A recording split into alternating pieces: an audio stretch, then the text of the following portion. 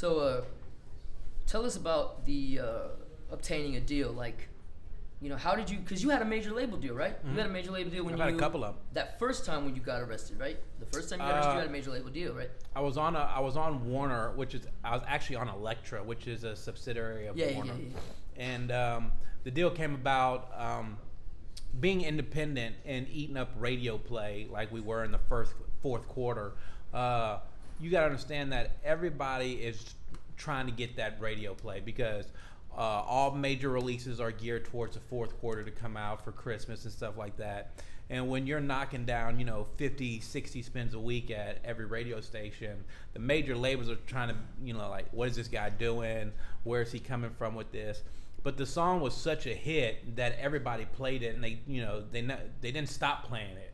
So we were offered deals from every major label, from Atlantic, from Def Jam, and basically what my brother did, he talked to the people that were signed to these labels, like DJ DMD with 25 Lighters was signed to Elektra. Okay. And he kind of let us know, like, hey, listen, Elektra's not going to work your record.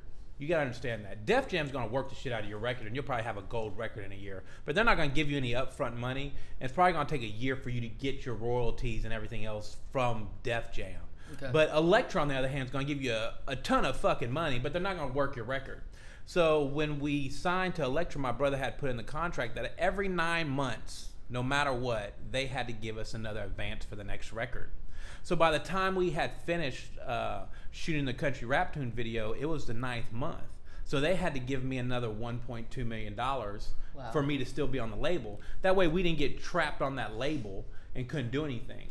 So at that point in time, there was a tour bus, wrap, tow down everything, ready to gear up and go, but the label owed me another $1 million too. Oh, okay. So at that point, we decided to, hey, listen, let's cut ties, come back to Houston, and we'll have major money on the independent label, on the independent level, and that's when we built the studio. Now, when I built the studio, I designed the studio kind of like MTV Cribs.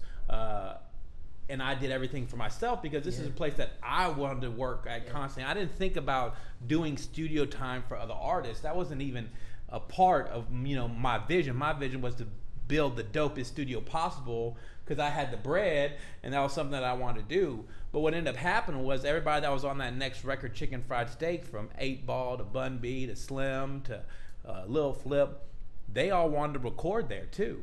Okay. So they'd ask how much studio time was, and I'd be like, I'm not selling studio time. You're not going to smoke weed and stupid shit in my studio. My brother's like, shut up, fool. And, and that's when we started doing studio time. We started out like at $65 an hour, and then after, That's some good prices.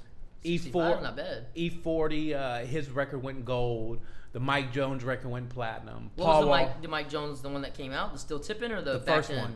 We actually did everything from Swisha House back in those days. So from Still Tippin' all the way to the Chamillionaire Ridin Dirty project. Wow. They're all done. So when you have, a track record of the 3 hottest records that came out of Houston were done over at your studio, everybody wants studio time. So we jacked up the price to $125 an hour, thinking that people would eventually fall off and not want to do studio time. Because right at that time was I took a back seat as far as being an artist and became more of a producer and engineer. Okay. But I became a real producer of marijuana. So during that time, I was selling more weed and doing the weed thing because the music industry kind of fell apart around 2008 with like Napster and everything. Yeah. Because we're not making $7 a record now; we're making 70 cents a song. Wow. So in order to keep up my flamboyant lifestyle, I had to do something. I'm riding around in a $120,000 car. You have 3 houses in Houston. You're trying to do something. So I was more interested in growing and selling weed at that point, where I tried to make the studio time so high that you wouldn't want to come there, but people still kept coming. Okay.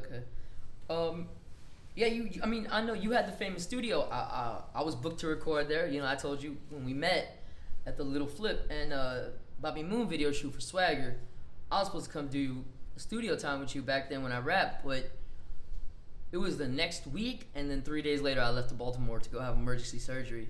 So I couldn't make it, man. Well, don't worry. I got a new lab set up, man. We'll get you in there ASAP, man. I don't rap no more. We get the homies in there, though. That's what I said when I came home from prison. Next thing you know, I got a record. So Hate her, but I fuck her like a lover. I was fighting, but we kiss under the cover. And baby, I don't ever play around with you. Soon as we get together, you know what's going down. She say she love when I'm up in it. Them other niggas ain't with it. She like, what's your favorite position? I'm like, baby, every position. And I love when you wash the dishes. Not because you washing the dishes. It's because of little shorts you be wearing when you walking around in the kitchen, yeah.